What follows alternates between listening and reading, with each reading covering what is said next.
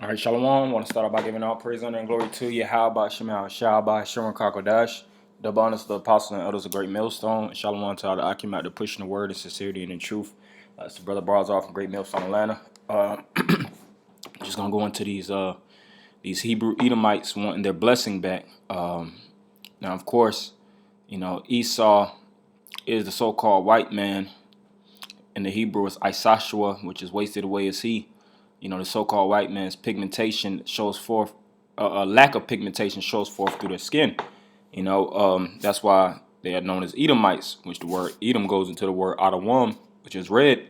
And these devils, they want to apprehend the blessing that was given unto Jacob, written in Genesis, the 25th chapter on down.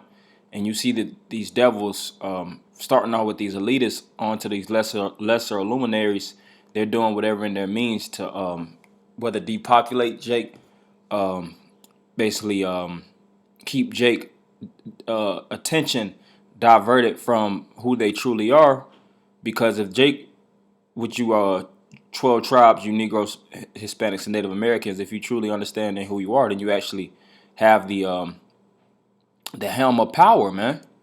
You have that saying, if the lion knows his own strength, then no man can contain him. And Esau is basically trying to keep Jake as a class act, keep you in a circus, and keep you constantly entertained by BS. That's why he gives you all these different entertainment outlets, bread and circus, because he knows that if you tap into your power, what your power is Yahweh by Hashem Yahweh Shai, all right, through the Holy Spirit by Hashem Rakakodash, if you tap into that power, then you've tapped into something divine, and what entails that power is blessings, spiritual power, spiritual fortitude, and protection against your enemies. When you read the accounts of David going against the Edomites and all these different righteous men fighting against the Philistines and all their enemies, they were like gods on earth, man. It was certain times that the Lord interceded the midst of the battle, and he dropped, spiritual bombs, fire and brimstone upon the people to clean up the adversaries, to give Jake less dirty work to do. And Esau goes through these accounts, man. He's very studious. The scriptures speak about how, these Edomites search these scriptures relentlessly, so they know that it's a peculiar people that's written in the scriptures, and he wants to take that blessing. All right, which to a certain degree he's already taken certain things, such as our nationality from us, and attached it to them. That's why you have over there in the land of Israel imposters who pose themselves as Jews, which they're truly not. That's why they're known as Jewish. They pertain to be Jews. So these Hebrew Edomites are truly, big mad. They want their blessings back. And this is the epitome of Esau, the first Edomite, to truly appear in the scriptures, which is in the spirit of Cain. And this is the account with Cain. This is Genesis 4 and 6. And the Lord, matter of fact, I'm going to go up 4 and 3. I'll start at 1. And Adam knew Eve his wife, and she conceived and bare Cain, and said, I have gotten a man from the Lord. And she again bare his brother Abel. And Abel was a keeper of sheep, but Cain was a tiller of the ground. And in the process of time, it came to pass that Cain brought of the fruit of the ground an offering unto the Lord. And Abel, he also brought of the firstling of his flock and of the fat thereof. And the Lord had respect unto Abel and to his offering. Right, so Abel brought a worthy offering unto the Lord, and the Lord had respect unto that offering, but unto Cain's offering, he didn't want it, man. He to a certain degree despised his offering. So Cain, the spirit of jealousy sprang up into the mind of Cain, and he acted according to it. Verse 5, but unto Cain and to his offering he had no respect, and Cain was very wroth, and his countenance fell. Right, so the word wroth means very angry, and he didn't take self-examination and see that, all right, next go round, I'll make sure I bring a righteous offering unto the Lord. He went to punish his brother due to the fact of his own negligence, so to speak, his own wrongdoing in the eyes of the Lord. All right. It says, and his countenance fell, and the Lord said unto Cain, why art thou wroth, and why is thy countenance fallen? If thou doest well, shalt thou not be accepted, and if thou doest not well, sin lieth at the door. Right. So the Most High basically gave Cain the layout, like, yo, you got spirits on you. You know, if you do well, you're going to be accepted for the righteousness that you do. But if you do wickedness, then sin is going to constantly be that is going to constantly consume you, so to speak. And unto thee shall be his desire, and thou shalt rule over him. All right, continuing on. And Cain talked with Abel his brother, and it came to pass when they were in the field that Cain rose up against Abel his brother and slew him. Right. So in today's time, you see the blacks, Latinos, and Native Americans constantly being killed by the cops. You have all these different crimes that's geared towards slaying you blacks, shooting you down in the streets, and that's that same spirit of Cain, that same jealous spirit. Because really, the so-called white man has an inferiority complex. Even though Cain was the older brother and he had a level of superiority already over Abel, he had an inferiority complex. So it's the same thing with Esau today. Even though these devils are ruling over you, they still hate you, man. They hate your guts. They hate the black man. They hate the black woman. They hate the black child. That's why your education is poor. You you have to basically damn near bend backwards in order to get a position in this society. And even when you're in these certain positions, you got to do 10 times that of the so-called white race. And that, like I said, this is the same enmity that sprang up from the beginning with Cain and Abel. And the Lord said unto Cain, where is Abel thy brother? And he said, I know not, am I my brother's keeper? And he's supposed to be his brother's keeper or his brother's fellow watchman. They were to watch over each other, because Abel never had jealousy or ill will towards Cain. But Cain, he killed him. He was the first backstabber. He was the first murderer. He had the spirit of envy, jealousy, hatred towards his own kindred. All right. And that's total wickedness. And then when I was speaking to the Lord, basically through the spirit, it says, I know not, am I my brother's keeper? So he still acted as if, he was just, just any individual, like he was a stranger unto him. And that's how Esau treats you on to this day. Even though these Edomites, these Hebrew Edomites, are our brother, first and foremost from the original stock, and like it says, everybody sprang out of Adam. Everybody came through a particular kindred. Even though the so-called devil recognizes that, he doesn't treat you with favor. He doesn't give you mercy. In these different courts, he's looking to keep you low, man. He's looking to keep the foot on your neck. It says, and he said, what hast thou done? The voice of thy brother's blood crieth unto me from the ground. Right. So that's really the main point. The Lord set a mark upon Cain, and said that any man that seeth the mark, basically, like it says in verse 15, and the Lord said unto him, therefore, whosoever slayeth Cain, vengeance shall be taken on him sevenfold. And the Lord set a mark upon Cain, lest any finding him should kill him. And that mark was the mark of leprosy. All right, that same mark that Awath, that same mark that fell upon Miriam, fell upon the servant, if I'm not mistaken, of Elijah, and various other individuals. Like it says, a distinguishing mark is from the Hebrew word Awath, which is a token or an ensign. So that token or ensign was the mark of leprosy to show that he was that bloody man. All right, and that spirit sprang forth, and it reincarnated, because spirits don't die; they always regenerate in latter times. And the story basically came right back again in the times of Jacob and Esau. Jacob was the younger brother of Esau, and Esau had that same hatred that Cain had towards his brother Abel. But the difference in the story is Jacob fled. Jacob fled the wrath of his brother Esau. If not, he would have been backstabbed just like Abel got killed from Cain. And of course Seth was the last son of Adam and Eve, and that spiritual righteousness sprang through Seth.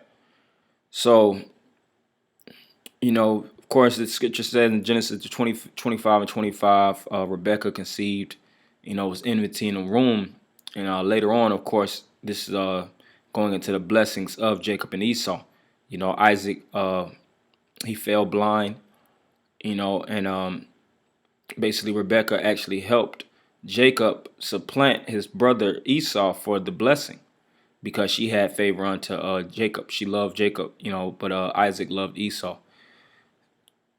So Genesis 27 and 32. And Isaac his father said unto him, Who art thou? And he said, I am thy son, thy firstborn Esau. And Isaac trembled very exceedingly and said, Who? Where is he that have taken venison and brought it me? And I have taken of all before thou camest, and have blessed him. Yea, and he shall be blessed. And when Esau heard the words of his father, he cried with a great and exceeding bitter cry, and said unto his father, Bless me, even me also, O my father. And he said, Thy brother came with subtlety, and have taken away thy blessing. Right, so he worked the web. He played his cards wisely, Jacob, in order to reapprehend that which was really supposed to be given to him from the beginning anyways. It was already set up through the spirit that Jake would have the blessings, and the blessings are the kingdom of heaven, the promises, them being the Deuteronomy 7 and 6, the holy and the divine people amongst all people. And you see it in today's time. You see these top actors, these top basketball or sports athletes, and you see how Jake is basically, like I said before, like God's on earth, man. They have a level of godliness about themselves. You have, LeBron James and these top individuals. They look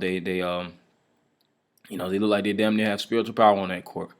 But continuing on, verse 26, and he said, Is not he rightly named Jacob? For he hath supplanted me these 2 times. He hath took away my birthright, and behold, now he hath taken away my blessing. And he said, Hast thou reserved a blessing for me? And Isaac answered and said unto Esau, Behold, I have made him thy lord, and all his brethren have I given to him for servants. And with corn and wine have I sustained him, and what shall I do now unto thee, my son? And Esau said unto his father, Hast thou but one blessing, my father? Bless me, even me also, O my father. And Esau lifted up his voice and wept. And Isaac his father answered and said unto him, Behold, thy dwelling shall be the fatness of the earth, and of the dew of the heaven from above, and by thy sword shalt thou live. So by this sword, in the Hebrew is charab, where that's a piercing instrument, and has not the so-called white man taken over the earth through warfare? So that blessing is still showing prominent in today's time. It says, And shalt serve thy brother, and it shall come to pass when thou shalt have the dominion, that thou shalt break his yoke from off thy neck. And Esau hated Jacob because of the blessing wherewith his father blessed him. Right, so Esau hated Jacob. Jacob didn't necessarily hate Esau, but Esau had the hatred towards Jacob, and you see it today. All right, that's why you had Jakes from the west coast of Africa that were being tortured and tormented by the so-called white man when they were in these different parts of the South. All right, here in Georgia, Alabama, Mississippi, VA, the Carolinas, Florida, all throughout the U.S., you would have Jake that was being buck broken, being raped, castrated, and things of that nature. And a lot of those Jakes didn't even deserve it, man. But guess what? Esau has a hatred for you. And then they would beat the nationality out of you if you were to try to keep yourself to your Hebrew roots, or your West African roots, which a lot of those West African tribes and those traditionalism, it was watered down.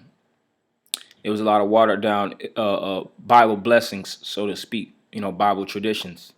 So it says, that's why they also gave you the slave Bible, which it was a majority of the passages were taken out, but they had the passages of control to keep you under the whip.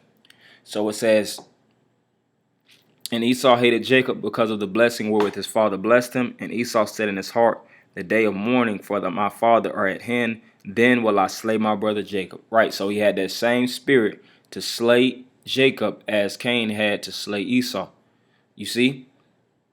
And like I said, you see it in today's time where the cops will just shoot down Jake and they'll get acquitted. But this the time where the blessing of Jacob is going to rise. You know, we haven't received our blessing. Our blessing hasn't reached to the forefront, but it will in these times now. You know, I want that in Hebrews 12. Yep, Hebrews 12 and 16. Lest there be any fornicator or profane person as Esau, who for one morsel of meat sold his birthright. For you know how that afterward, when he would have inherited the blessing, he was rejected.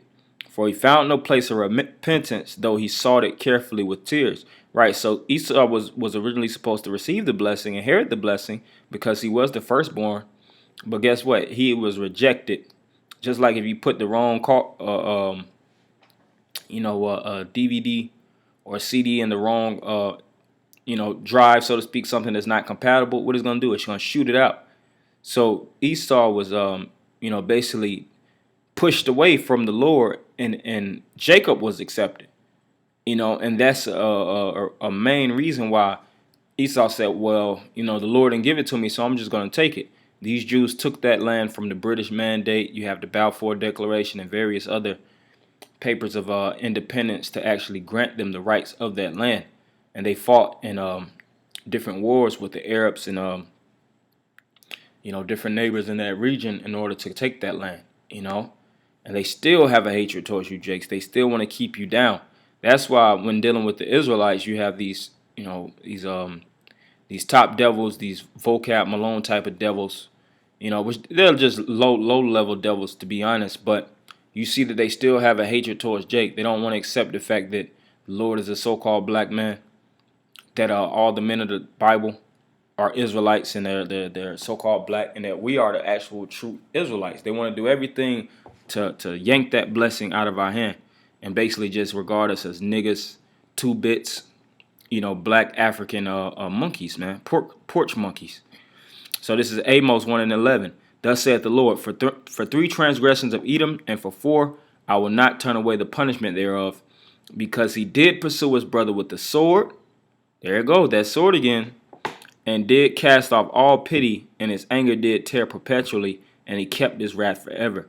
And we still see the wrath of the so-called white man, even though, like the scripture says, though he go crouching and humble himself, basically keep an eye on him, man. See that? That's the dagger.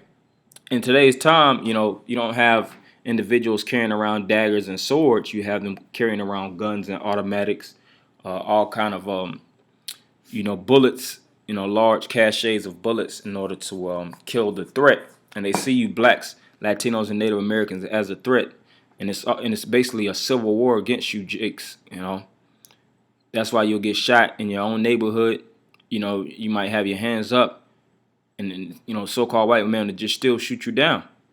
I just seen this video recently where you had multiple cops with long automatic guns pointed at this Jake that had his hands over his head, man.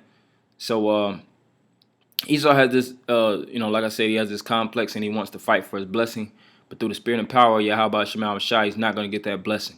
We have to keep fighting, tooth and nail to keep that which is ours. So I want to end by giving all praise, honor, and glory to Yahweh Shema Shai, by Sharon Kakodash, double honors to the apostles and elders of Great Millstone, and Shalom Akim.